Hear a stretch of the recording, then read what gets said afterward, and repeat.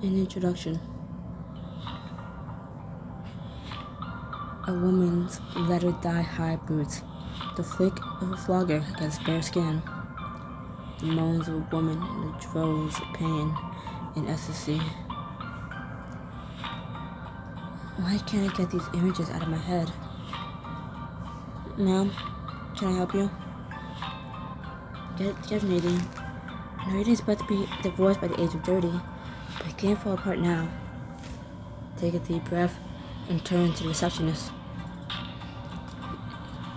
Yes, sorry. I'm Nadine Vancic. I have a meeting at 10. I'm here to have a quick consult. I just want this over as fast as possible. My boss is very accommodating, so if your efficiency is what you're looking for, we'll make it happen. You know the Pritzkers, the Chicago hotel tycoons, even they come here for divorces. Hopefully I don't need as much help as all that. I'm sure you won't, but it still doesn't hurt to have the biggest name in town on your side. Speaking of which, you turn to see a commanding presence waiting for you at the edge of the reception area. It's a single love interest book, so be sure to choose someone who makes your pulse race.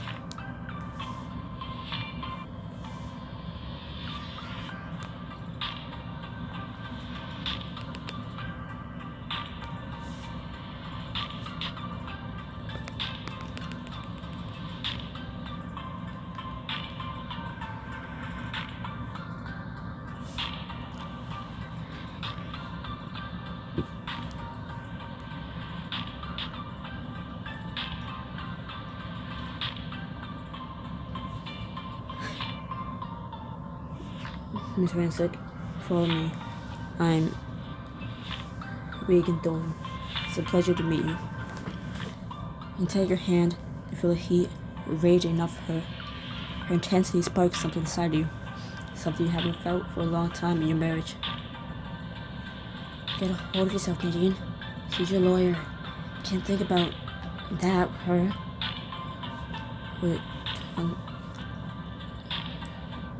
concerted effort, you take a deep breath and try to compose yourself as you follow her down the hall. And thanks again for squeezing me in. I know you're busy. She waves away your concern as she offers you a glass of champagne from another assistant. A toast to the first day of the rest of your life. I never thought of it that way. You've probably been too focused on the end things, but it's just one chapter in your story. You can feel Regan's gaze on you as you take a sip. You find her expression completely unreadable, but something tells you that you're not what she expected. You wouldn't believe how many attorneys I try to get meetings with just to be turned away because they haven't met Pat. She's using a dirty trick to make you hire a bad lawyer, and who spoke to Pat can't help you because of attorney-client privilege. I heard she was conflicting out other lawyers to screw you over. And despite assholes like that, though I'm not surprised. You know Pat? Our past, of course, unfortunately. Some divorces require a proper lawyer, like her to give the disposition, so I've seen her handiwork up close.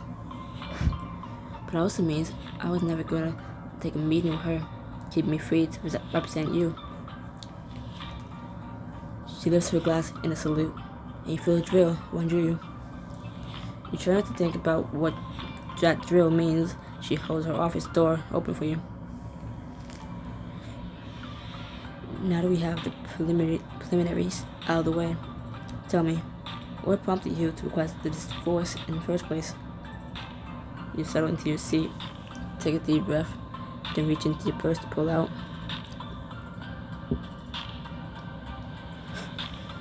You offer them the Regan as your mind flashes back to that dark night a couple weeks ago.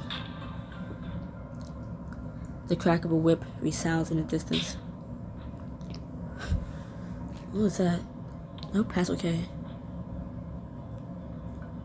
You walk into the bedroom to find your wife on her knees, in front of a dominatrix. That's right, my pet. Show yourself to me, or you get whipped again. Yes, mistress. Whatever you say, mistress. Her mouth falls open. She watched Pat, your wife, spread her legs for the strange woman. Not fast enough. The woman strikes a blow across Pat's shoulders with a thin, braided leather flogger. Oh, God. Yes. Punch me. Make it hurt. What's going on? Nadine, it's not what you think. Please tell me there's an explanation for this. My. Things have finally gotten interesting. Are you going to join us? It's all too much. With us up, you press your hand to your mouth and flee the room. You escape down the hall, sick to your stomach at the scene you just witnessed. So why is there that fluttering low in your belly? You shake your head and force your attention back to the handcuffs and Regan. I think these speak for themselves. I walked in on Pat and a dominatrix playing with them. A smile plays on Regan's lips, wolfish and amused at the same time. Did you? That must have been a shock for a woman like you. It'd be a shock for anyone. Who would want a divorce after that? True. Anyone who betrays you with someone else deserves to be kicked to the curb. It's why I don't deal with long-term commitments personally. I find life a lot less complicated, a lot more fun when I'm bound by marriage vows. You swallow heavily, trying not to picture exactly what kind of fun Regan gets up to at night, and what it would look like if you were to join her. But I digress. I've taken the liberty of drawing up a preliminary agreement based on your questionnaire. Shall I make things official? Throughout this book, you have the chance to show off your submissive side.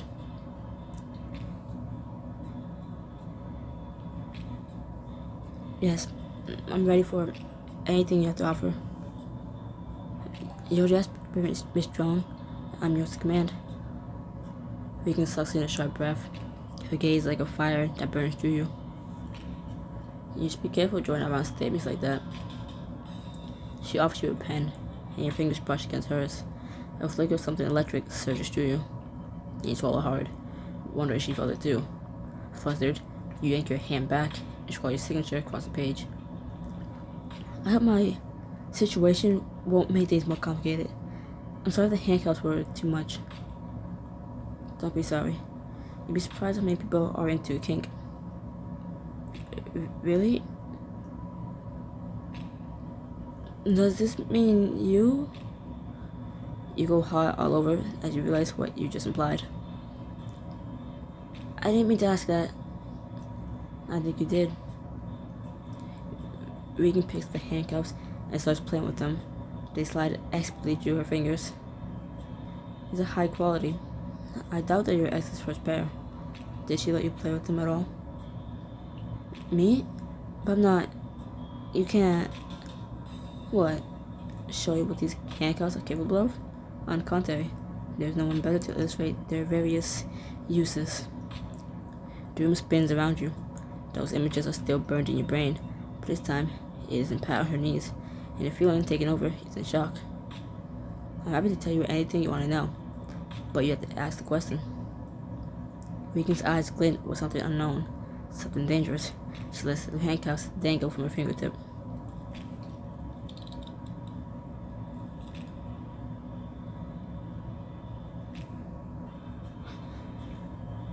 Are you brave enough to ask, Nadine?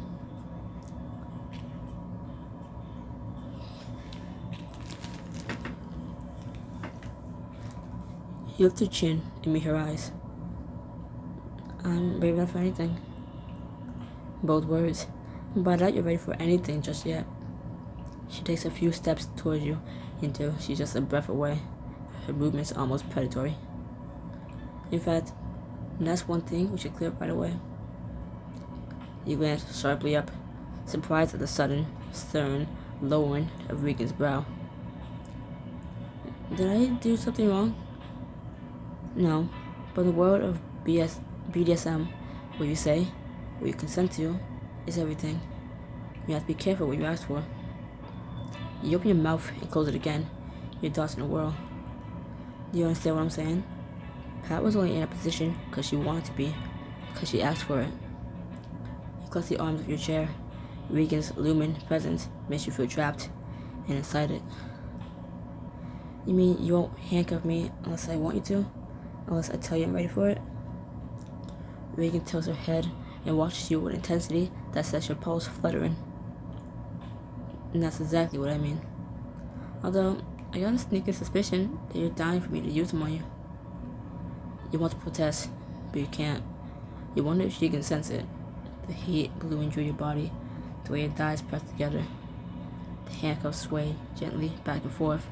You watch them, hypnotized as she waits for your response. Regan, show me. A slow, controlled smile lifts the corners of Regan's mouth. Say that again. You gulp, but refuse to back down. Now that the words are out there, you realize there's nothing you want more than for Regan to shackle you into place. Handcuff me. Show me what you mean.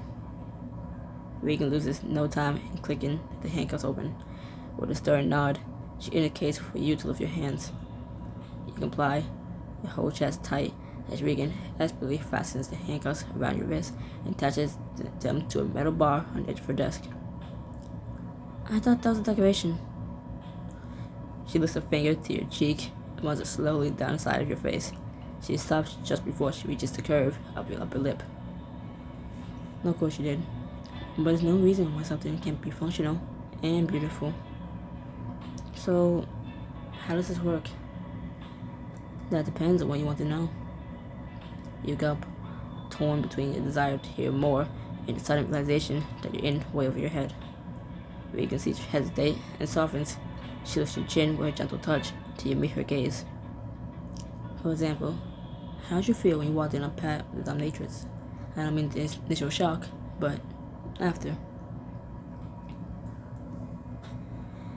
Felt turned on. Well, look how quickly the student becomes master. How turned on were you? The handcuffs around your wrist suddenly feel very heavy and very hot. Regan senses your discomfort and grins wickedly. She hooks her finger to one of the cuffs, stroking your wrist with the movement. As turned on as that, huh? If you ask me, your problem isn't that Pat wants to be dominated, it's that she never told you about it. Kink isn't something you should hide from your partner. It's meant to be explored, enjoyed, shared. You sound like you're speaking from personal experience. And that's because I am. I've been part of the BDSM community for years. And, no, before you ask, it's not because I like to hurt people. Regan touches your chin with one finger, guiding your head up. With your hands cuffed, there's nowhere you can hide. All I enjoy is knowing that my partner is completely in my power, and I can make them beg for my every touch.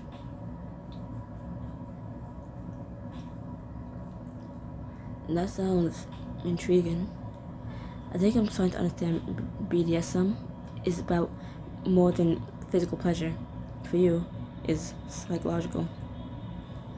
Regan's eyes glitter darkly. For me and my partners, I always make sure of that. Even though Regan's office is huge, the walls are starting to close in. There's barely enough room to contain the two of you. Everyone has their own fantasies. It's just a matter of bringing them to life. Even you must dream of something, or someone.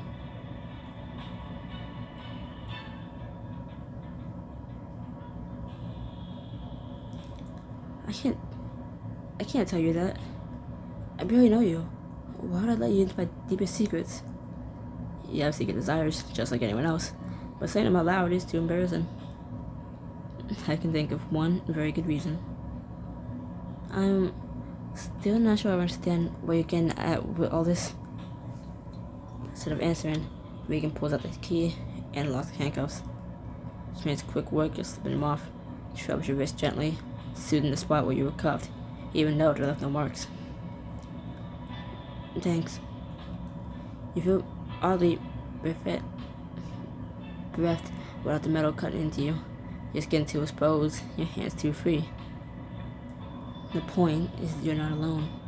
Whatever your desires, your secrets, and there's someone in the BDSM community willing to accommodate you.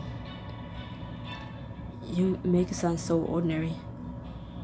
And that's because it is. Whatever you want is yours for the taking, not a given. All you have to do is ask. Regan offers the handcuffs to you. As soon as you close your fist around him, she turns away. The conversation at an end. I hope you found our talk informative. I know I did. You barely suppress a shiver as Regan turns to her side of the desk and the business. The good news is, the case against your ex is strong. I get started right away. In the meantime, I have a list of tasks for you.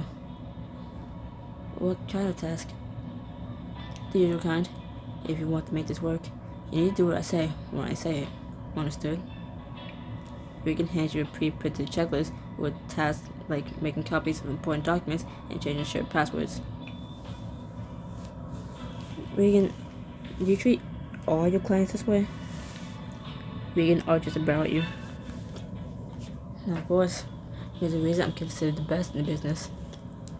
You try not to appear as deflated as you feel. I'll update you in a few days. In the meantime, take good care of those handcuffs. You don't want them falling into the wrong hands. She walks you to the door, then leans in, voice dropping low. Don't make me punish you for disobeying. Yes, Regan. Several days pass without any word from Regan or anyone else from your old life. You wake up early on the first day of your new job. Butterflies wreaking havoc in your stomach. Nothing to worry about, Nadine. Just your first day of work since before you got married. Not to mention that you desperately need a paycheck if you want to get out of this hotel room before you burn through your whole savings. You can do it. You slip out of bed, but you head toward the bathroom. Images from your marriage plague you. Baby, we both know you can't handle a real job. I'll take care of it. You shake your head, determined to not let her ruin your first day, too. I got this job on my own.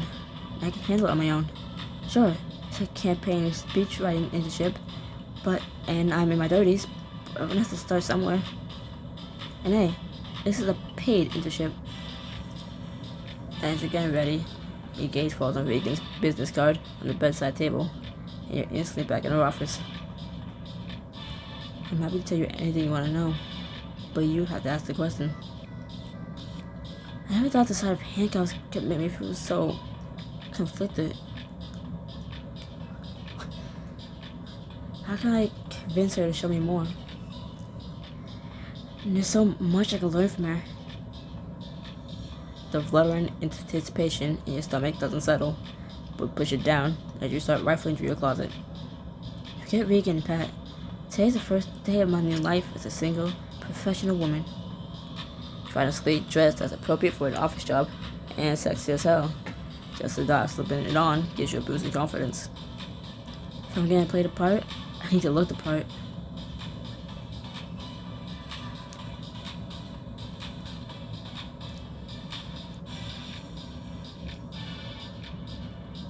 There, I'm ready to tackle anything. With one last look in the mirror, you turn to take on a day. Soon, you have the mayoral campaign office. Signs for Luis Hernandez hang everywhere, and phones ring off the hook. Hi, I'm Nadine Vancic, the new speechwriting intern. I hope I'm in the right place. As long as you're here to unify the city and enact the change that would matter to everyone, we won't turn you away. And that's quite a line. I came up with myself. No one knows more about running a campaign than Emerson Chadley. I guarantee it. Come, I'll show you to your desk. If you have any questions, sweetheart, I'm the man to ask. I started working offices like this before I could walk. Oh, thanks for the offer. Though you balk at being called sweetheart by someone several years younger than you, it wouldn't be the first time you let something like that go. I never had a job like this before, so I'll take all the help I can get. In that case, A young woman at the desk next to yours rolls her eyes. Emerson, the comms department is waving you over. I bet they need your help with the new press release. I'm not surprised. I wrote my first PR when I was in middle school. As Emerson leaves, the wind heaves an exaggerated sigh of relief before grinning at you. I'm sorry to interrupt, but I figured you could use the safe. She notices your outfit and whistles. Damn, you look fantastic. Are you really an intern? Yes. And thank you? I'm Mallory Jacobs. We interns have to sit together, you know. Native Rancic. Are you a speechwriter too? No way. I'm more of a social media gal.